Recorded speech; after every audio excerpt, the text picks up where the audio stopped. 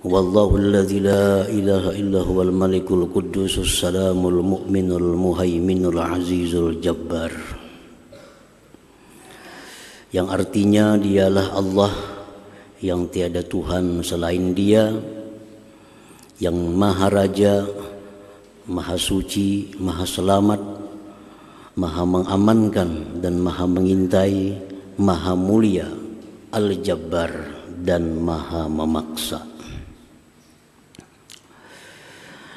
Al-Jabbar menurut sebahagian para ulama, makna Al-Jabbar itu adalah Tuhan yang meluluskan kehendaknya atas jalan memaksa pada tiap-tiap sesuatu, dan tidak bisa lulus pada Tuhan itu kehendak seseorang. Nah, itu Al-Jabbar. Artinya yang maha memaksakan kehendak. Dan tidak bisa sampai kepada Allah itu kehendak siapa jua pun. Yang terjadi itu adalah pasti merupakan kehendak daripada Allah Subhanahu wa ta'ala.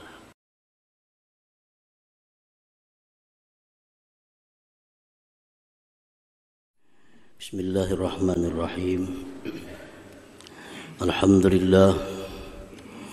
Alhamdulillahilladzi samma nafsahu bil jabbar, ajbaral khalqa ala ma arada wa ikhtar. Asyhadu an la ilaha illallah wahdahu la syarika lahul wahidul qahhar, wa asyhadu anna sayyidana Muhammadan abduhu wa rasuluhul mukhtar. Allahumma salli wa sallim wa barik ala sayyidina Muhammadin akhyaril akhyar wa ala alihi wa sahbihi wa zurriyatihi wa atba'ihil abrar, amma ba'd. Al-mukarramun wal muhtaramun ma'asyiral habaib wal ulama, muhibbin hadirin hadirat rahimakumullah. Puji syukur selalu kita haturkan kehadirat Allah Subhanahu wa ta'ala atas limpahan taufik dan hidayah serta inayahnya kepada kita semua, sehingga kita pada malam ini kembali dikumpulkan oleh Allah Subhanahu wa ta'ala di Masjid Bustanul Muhibbin yang penuh dengan berkah dan rahmat-Nya. Salawat dan salam kita haturkan pula kepada junjungan kita Nabi besar Muhammad sallallahu alaihi wasallam dan seluruh keluarga, para sahabat, zuriat dan pengikut beliau ila yaumil qiyamah. Para muhibbin rahimakumullah, al-ashir min asma'illah al-husna al-jabbar. Yang ke-10 daripada asma'ul husna adalah al-jabbar. Qala Allah Ta'ala fi kitabihil karim, wallahu alladzi la ilaha illa huwal malikul quddusus salamul mu'minul muhaiminul azizul jabbar. Yang artinya dialah Allah yang tiada Tuhan selain Dia, yang Maha Raja, Maha Suci, Maha Selamat, Maha mengamankan dan Maha mengintai, Maha Mulia, Al-Jabbar dan Maha memaksa. Al-Jabbar menurut sebahagian para ulama, huwallazi yunaffidhu masyiatahu ala sabilil ijbar fi kulli wahid wa la tanfudhu bihi masyiatu ahad. Makna Al-Jabbar itu adalah Tuhan yang meluluskan kehendaknya atas jalan memaksa pada tiap-tiap sesuatu dan tidak bisa lulus pada Tuhan itu kehendak seseorang. Nah, itu Al-Jabbar. Artinya yang maha memaksakan kehendak. Dan tidak bisa sampai kepada Allah itu kehendak siapa jua pun. Yang terjadi itu adalah pasti merupakan kehendak daripada Allah Subhanahu wa ta'ala. Maha memaksakan kehendak. Al-Jabbar. Di dalam Asarul Qudsi Allah Subhanahu wa ta'ala berfirman, anta turid wa ana urid wallahu yaf'alu ma yurid. Artinya engkau itu bisa berkehendak. Engkau bisa berkehendak itu ini. Dan aku pun bisa berkehendak. Dan hanya kehendakku jualah yang terjadi itu. Nah, para muhibbin hadirin hadirat yang dimuliakan Allah. Jadi kehendak kita itu bisa terjadi, bisa sesuai dengan apa yang kita harapkan apabila bersesuaian dengan kehendak Allah Subhanahu wa ta'ala. Kalau hanya sebatas kehendak kita dan tidak sesuai dengan kehendak Allah, bagaimanapun kita berjuang, bagaimanapun kita berusaha, maka itu ujungnya adalah sia-sia. Ujungnya sia-sia. Banyak pelajaran dari Allah Subhanahu wa ta'ala di dalam kitab suci Al-Quran tentang pemahaman daripada nama Allah Al-Jabbar. Salah satu di antaranya adalah kisah Fir'aun. Suatu malam Fir'aun ini bermimpi. Ada seorang laki-laki yang akan lahir dan akan meruntuhkan kerajaan Fir'aun. Dalam mimpinya itu. Dalam mimpi Fir'aun itu akan ada anak yang lahir, yang dia itu anak nantinya meruntuhkan kerajaan Fir'aun. Begitu Fir'aun bangun dari tidurnya, Fir'aun mengumpul menteri-menterinya. Dibikin satu perintah ke seluruh penjuru negeri Mesir. Mulai malam ini siapa ada yang melahirkan anak laki-laki dibunuh. Nah, ini kehendak Fir'aun untuk menjaga kelestarian kerajaannya. Jadi mulai hari itu siapapun ada perempuan di negeri Mesir yang melahirkan anak laki-laki itu dibunuh. Untuk menyelamatkan kerajaan Fir'aun tadi. Jadi ada sana anak laki-laki lahir dibunuh. Ada di ujung negeri berita anak laki-laki lahir dibunuh. Nah, dengan ini Fir'aun berharap, berkehendak supaya kekuasaannya itu bisa terus-menerus. Tetapi itu kehendak Fir'aun. Kehendaknya Fir'aun. Tidak sesuai dengan kehendak Allah. Ternyata laki-laki yang menghancurkan kerajaan Fir'aun itu justru laki-laki yang ada di istana Fir'aun itu sendiri, yang diasuh Fir'aun sejak kecil, yaitu Nabi Musa alaihissalam. Dikira orang jauh-jauh bakal menyerang, sekalinya orangnya diingun sudah di rumah. Orangnya diingun, dijaga, dipelihara, dibesarkan. Iya Nabi Musa alaihissalam. Itu kehendak Allah. Bagaimanapun kita matangnya satu program, hebatnya satu perencanaan, tapi kalau kada sesuai dengan rencana Allah, itu akan sia-sia, akan tidak ada arti. Pemerintahan sedemikian rupa mengatur program-programnya, tapi kalau tidak sesuai dengan apa yang dikehendaki oleh Allah, akan berakhir sia-sia. Nah inilah kalau Allah itu menampakkan namanya Al-Jabbar ini, maha memaksakan kehendaknya.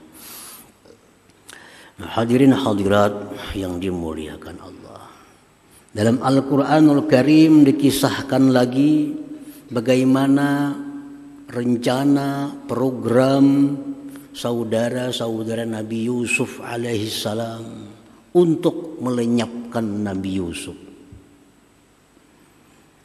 Nabi Yusuf dibawa dengan izin ayahnya sendiri untuk berburu. Nah, sampai di hutan, Nabi Yusuf dimasukkan ke dalam sumur supaya mati.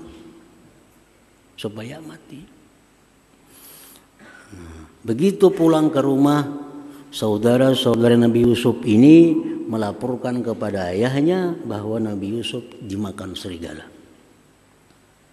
Habislah cerita Nabi Yusuf. Perkiraan dari saudara-saudaranya. Ternyata apa yang terjadi, Nabi Yusuf diangkat dari sumur itu oleh seseorang dan dijual sampai ke negeri Mesir. Nah, akhirnya Nabi Yusuf menjadi seorang raja. Dan akhirnya saudara-saudara Nabi Yusuf yang berencana melenyapkan Nabi Yusuf tadi mengemis kepada Nabi Yusuf, minta bantuan makanan karena sedang terjadi kelaparan di tempatnya itu. Nah ini rencana manusia. Rencana manusia, kehendak manusia. Apabila tidak sesuai dengan kehendak Allah, terjadilah demikian.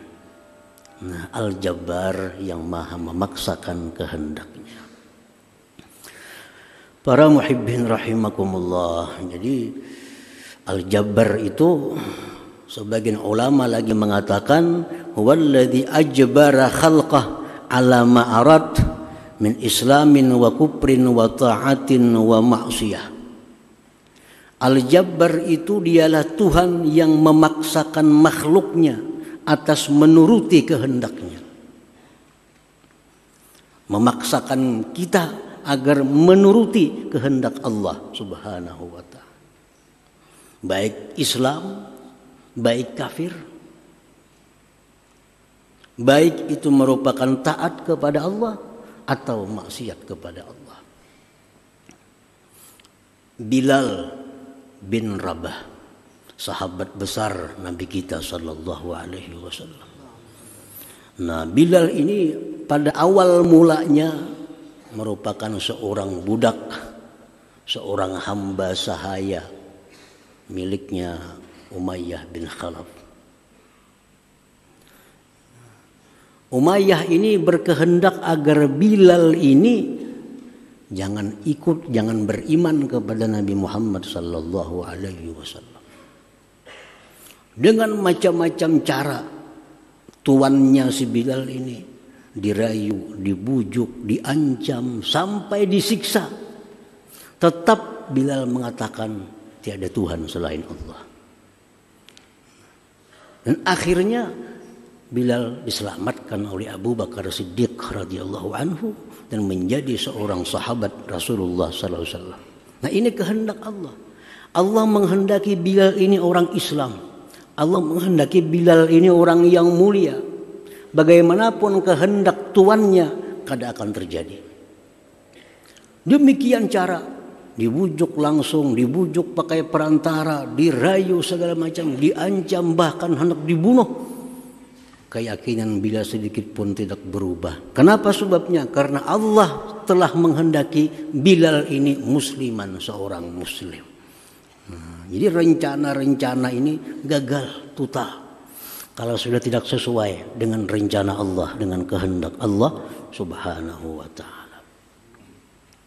Hadirin hadirat yang dimuliakan Allah, Yasir lagi contohnya, dan istrinya Sumayyah. Ini orang-orang yang dikehendaki Allah Islam, disiksa, bahkan sampai dibunuh kedua-duanya, sedikit pun tidak bergisir daripada iman Islamnya. Yasir dibunuh, Sumayyah istrinya pun dibunuh oleh Abu Jahal, tetap tidak meninggalkan keislamannya. Nah, demikianlah kalau sudah Allah menghendaki seseorang itu muslim, siapapun tidak akan bisa menggodanya, siapapun tidak akan bisa merusak imannya, karena Allah itu Al-Jabbar, Allah maha memaksakan kehendaknya itu. Nah, para muhibbin, hadirin hadirat yang dimuliakan Allah,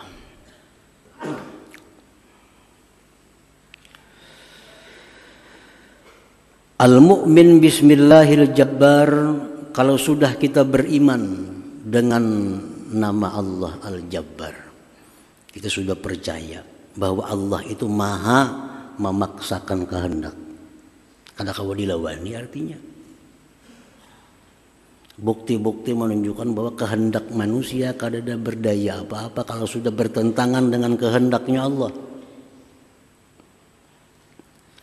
Nah, kalau kita sudah beriman bahwa Allah itu Al-Jabbar, maha memaksakan kehendak, nah bagaimana sikap perilaku orang yang beriman kepada Al-Jabbar itu? Oleh para ulama dijelaskan, orang yang beriman dengan Al-Jabbar itu ayyu'allika masyiatah ila masyiatillah ta'ala. Dia selalu menggantungkan kehendaknya dengan kehendak Allah Subhanahu wa ta'ala. Selalu digantungkan, selalu diikat kehendaknya, rencananya dengan kehendak Allah Subhanahu wa ta'ala. Jadi bahasa kitanya itu insya Allah. Tidak ada satu kehendak pun yang terlepas daripada insya Allah. Jam saanu kena kita berangkat insya Allah. Artinya apa? Jam saanu kita berangkat jika sesuai kehendak Allah. Soalnya kalau kada sesuai kehendak Allah, kada jadi berangkat. Hutang kena ku bayari hari Ahad depan insya Allah. Insya Allah. Jadi bila orang itu insya Allah, ini orang beriman nih, orang beriman Al-Jabbar nih. Kalau dia insya Allah, bayar hutang untuk hari Ahad. Jadi kita mesti percaya dengan orang yang mengucapkan kalimat insya Allah itu. Lebih percaya dari orang yang berpasti-pasti. Berpasti. Bayarlah hutang jam hari Ahad, pasti jangan percaya. Jangan percaya. Justru yang insya Allah itu yang kita yakin. Yang insya Allah itu yang kita yakin. Kalau pasti, oh ini sudah kali yakin lagi kita. Karena orang ini sudah melangkahi Al-Jabbar yang maha memaksakan kehendaknya.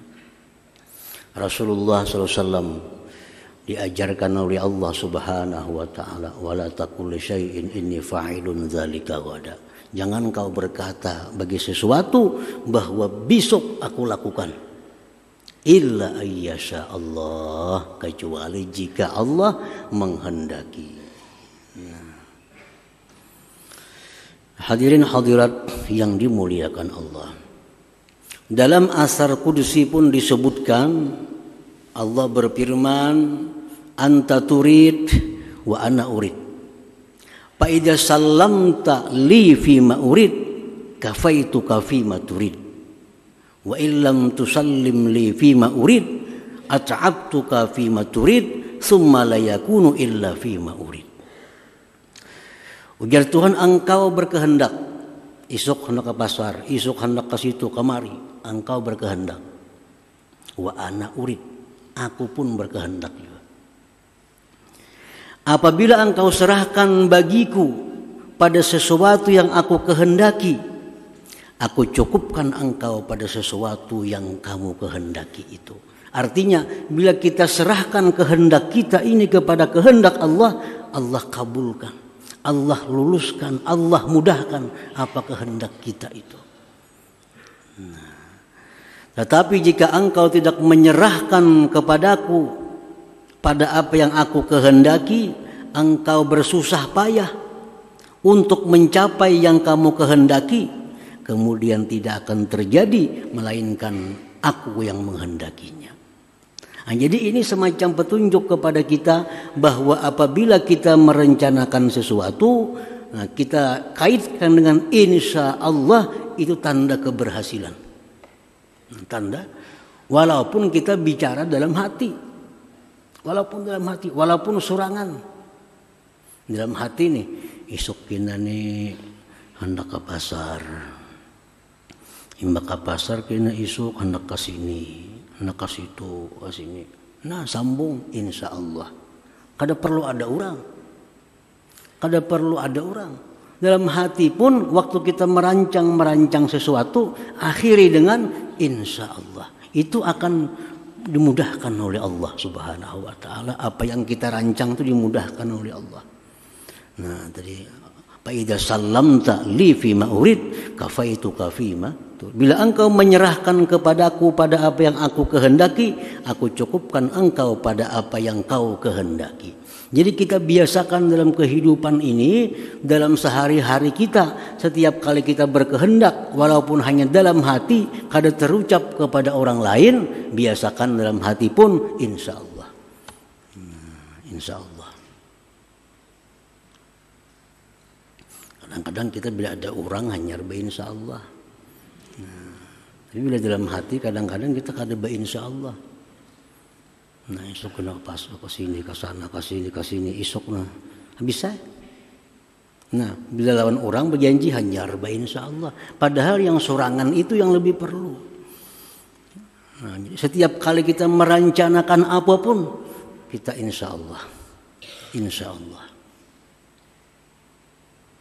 supaya ditolong oleh Allah Subhanahu wa taala. Nah itu sikap pertama yang ada pada diri orang yang beriman dengan Al-Jabbar itu. Selalu mengaitkan kehendaknya dengan kehendak Allah Subhanahu wa ta'ala. Kemudian yang kedua, wa ayyakuna jabbaran ala nafsihi al-ammarah bi fi'lil khairat hatta sarat mutmainnah. Yang kedua, orang yang beriman kepada nama Allah Al-Jabbar ini, dia memaksakan kehendaknya atas nafsu ammarahnya dengan berbuat kebaikan, sehingga nafsu ammarah itu menjadi nafsu yang mutmainnah. Nah, kita paksakan kehendak kita untuk melawan kehendak-kehendak nafsu ammarah. Jadilah kita ini seorang Al-Jabbar terhadap nafsu ammarah kita. Sehingga nafsu ammarah tidak sedikit pun bergerak, berkehendak kecuali sesuai dengan kehendak kita. Nah ini sudah Al-Jabbar. Dia beriman kepada nama Allah Al-Jabbar yang memaksakan kehendak kepada makhluknya. Maka kita pun bersikap memaksakan kehendak kita kepada nafsu ammarah kita. Jangan sampai hidup ini sedikit pun kita dikuasai, didikte oleh nafsu ammarah itu. Ini nafsu ammarah hendak maksiat. Nah, hendak maksiat. Kita beriman kepada Al-Jabbar. Jadilah kita Al-Jabbar, kita paksakan kehendak kita agar nafsu ammarah yang hendak maksiat ini jadi kada jadi. Nah, supaya jangan jadi. Nafsu ammarah hendak meluluskan hawa nafsunya, hendak meluluskan syahwatnya. Nah, kita gunakan Al-Jabbar ini untuk menekan kehendak, memaksakan kehendak kepada nafsu ammarah agar jangan sampai berbuat sesuatu yang dilarang oleh Allah Subhanahu wa taala. Nah, ini Al-Jabbar. Jadi orang yang beriman kepada Al-Jabbar itu orang yang bisa menaklukkan nafsu ammarah yang ada pada dirinya. Selalu dia paksa nafsu ammarahnya sampai akhirnya menjadi nafsu mutmainnah, nafsu yang tenang yang diridhai oleh Allah Subhanahu wa taala. Kalau kata dipaksa kata kawa. Nafsu ammarah ini. Kalau kata dipaksa kada akan bisa menjadi mutmainnah. Nah, yang ketiga, wa ayyakuna iradatuhul khairat mampuzatan fi iyali khassah wa fi khalqillahi ammah.